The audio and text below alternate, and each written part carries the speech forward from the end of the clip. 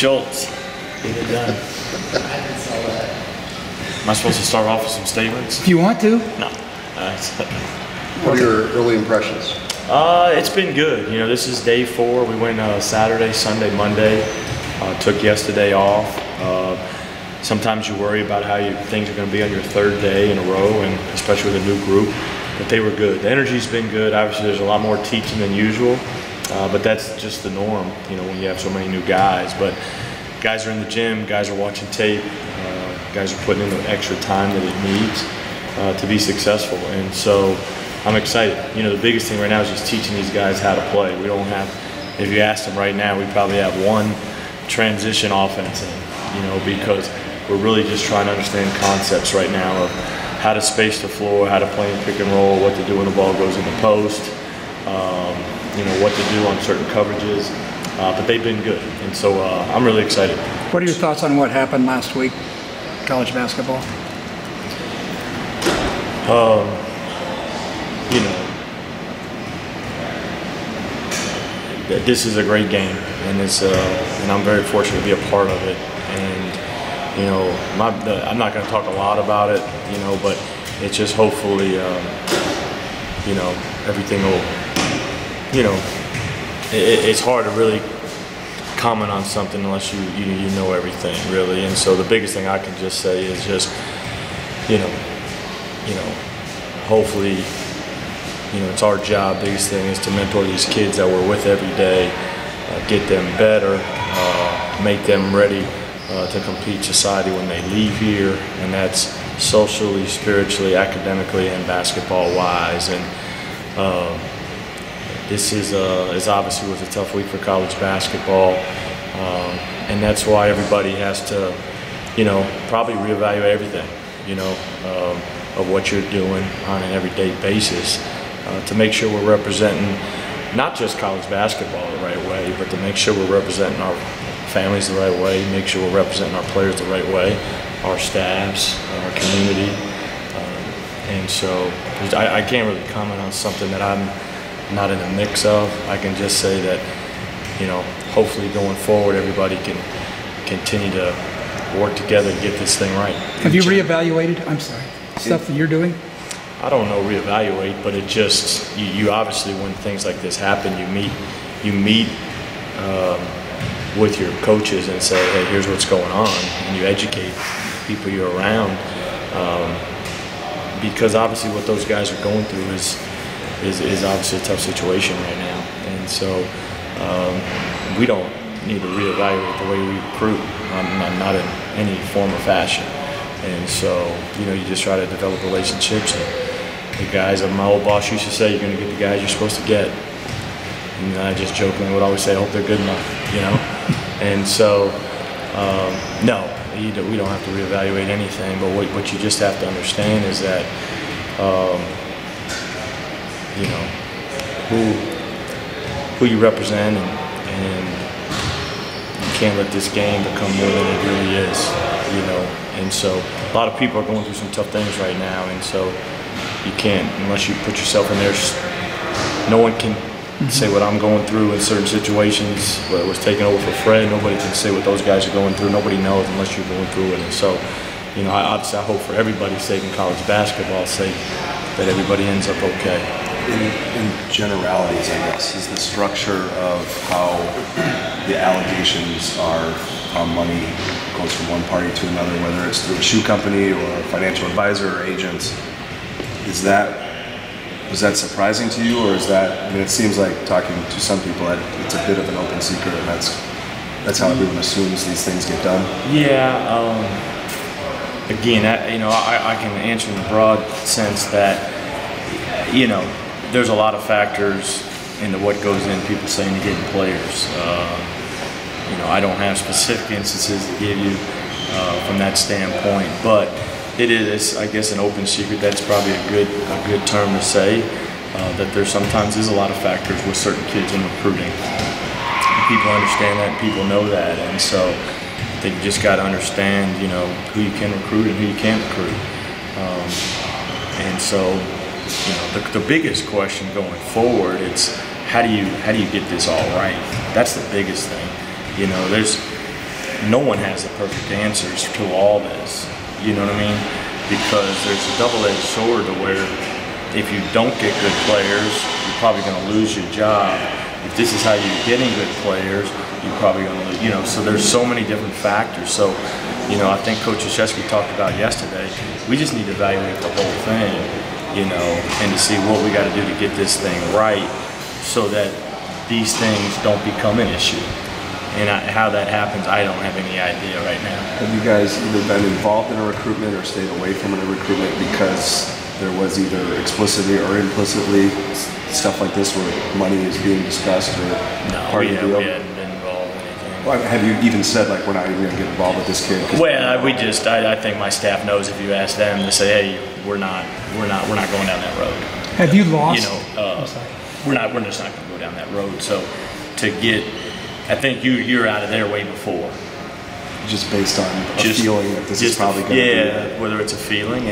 And to be honest, how much it really goes on, I don't know. People say it. People say, like you're about to ask when you lose kids. Yeah.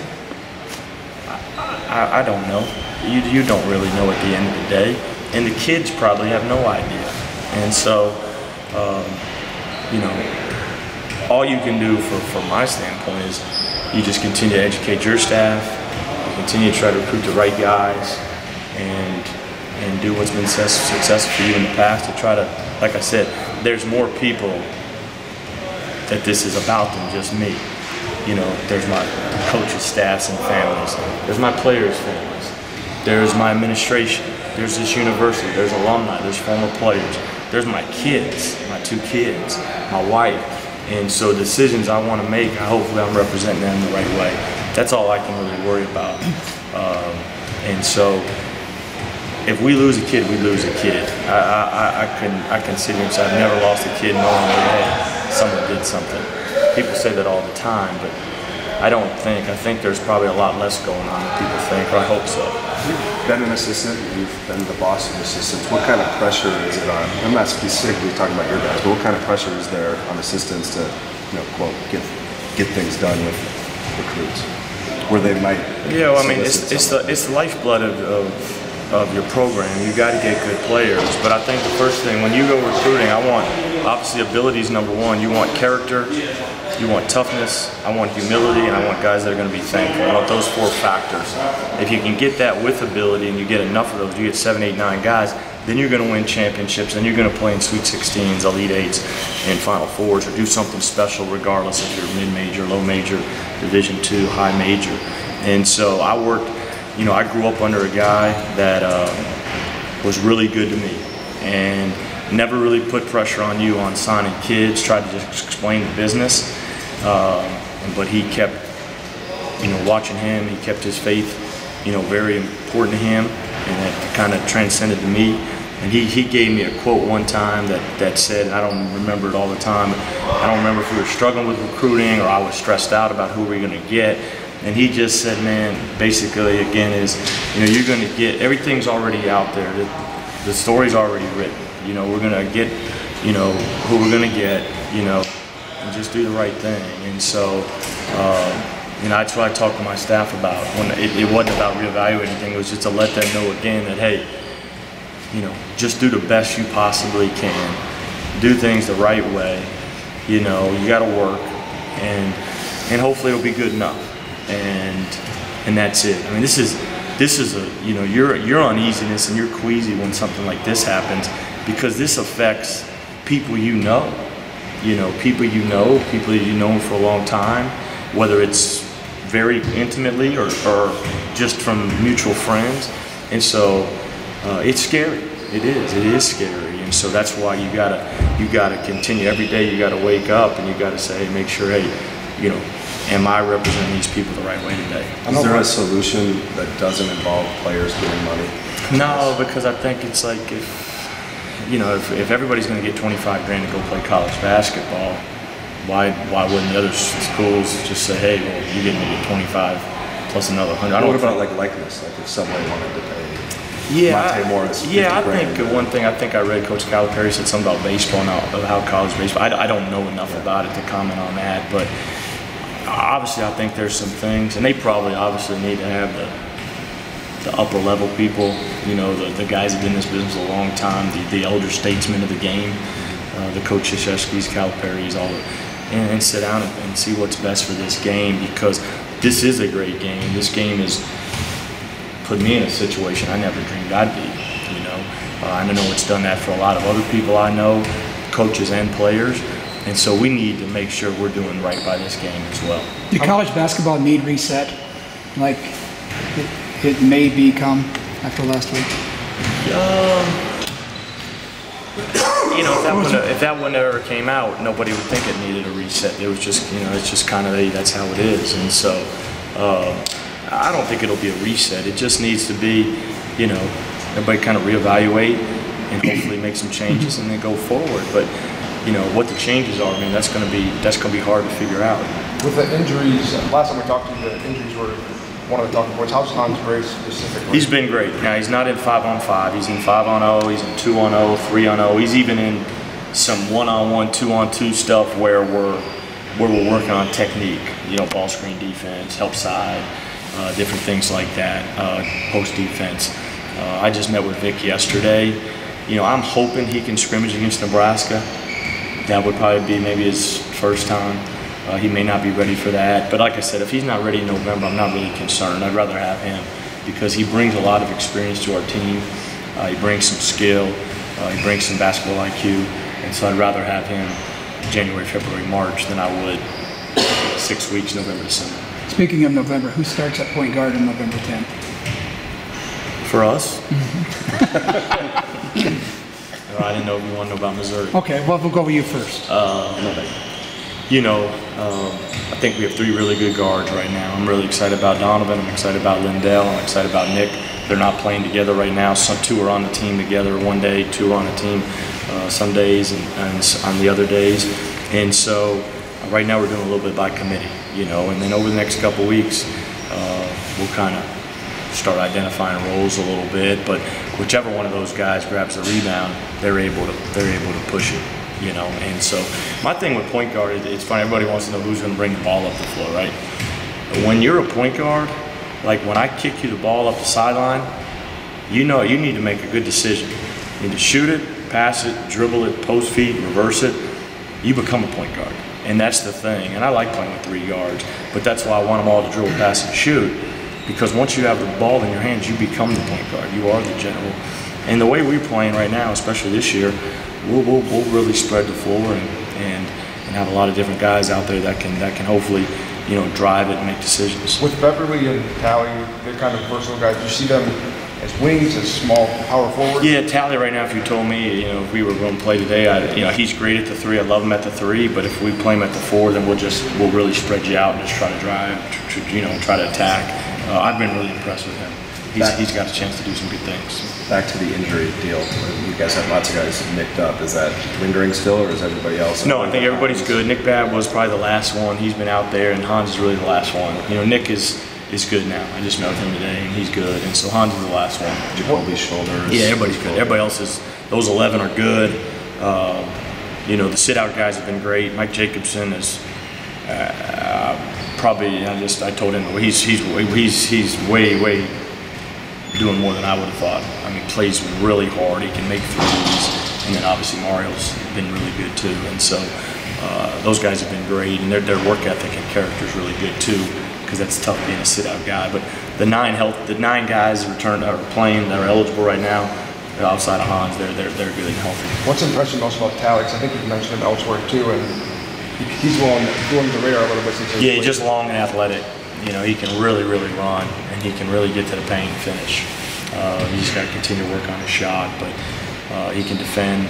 He can play multiple positions. He'll play some 3, he'll play some 4, but again, if we play him at the 4, it's just kind of be how we play small ball. This is really early, but you're 7 guys, and then you know talk about mix and matching that 8, 9. Yeah, how close are you? You know, a month plus from your first game to having those 7 guys, or is that still? I would probably say I feel probably 5 for sure, and then 6 through 9 can go a little bit anyway right now. I know those freshmen. Say who they are, but those freshmen have been here for a long time. How have you seen them adjust to practice? They've been good, and obviously they get a lot thrown at them. Cameron, Terrence, and Lindell, but I think they're really good. Again, they're getting in the gym, they're watching tape, They're putting time in. It's just a lot coming at them right now, both offensively and defensively, and academically, and socially. And so, but that's why, Cameron, I told him, hey, defend, rebound, know where you need to be at your position offensively. Lindell make plays. Terrence, if you're open, shoot it. Do your strengths right now until you learn more. What, I guess so many new faces, does this feel almost like a total reset now for you in terms of, you talked a lot about doing what those holdover guys wanted to do in cases. Is this now a little different from, you're teaching a lot of these guys from scratch? Yeah, a little different, but I think if you watched this the second half of the season last year, I think I kind of said, all right, man, this is probably what we need to do, guys. And then they did a great job of buying into that, and then we played really well. I think if you look at how we're playing right now, it's ways these guys in the past that they would come back are used to playing, because all we're teaching right now is your four spacing spots, concepts. What do you do on a post feed, like I mentioned? What do you do on a ball screen? Get ball reversal. Don't hold the ball. We hadn't put anything in yet. But we'll do a little bit again. You got to grow as a coach too. I'll do some things that I feel good about, things that we did last year, things we did 2 years ago, and then we'll do some new things as well that we hadn't shown before. Got time for one more. I guess, I know you can't talk about it, but recruiting last month. How do you feel like recruiting's gone the last month, and what you still want to accomplish?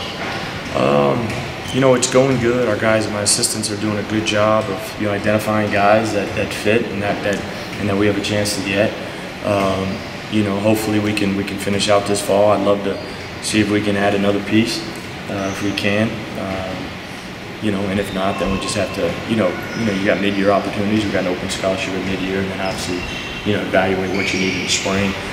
But I think it's going well, and but it's an everyday thing. So we just gotta, you're not a good recruiter, bad recruiter, which that's what everybody says. So you just got to keep plugging at it every day, and just hopefully we can keep getting good guys in here. My biggest thing is we just want to get more good players in here. So we got a lot of guys coming back, and then the following year you get another good high school class. Now you got 9-10 guys coming back, and you got a pretty good cycle of guys. They'll sign early, I presume. I hope so. You missed a good opportunity to glow right there. No, that ain't good.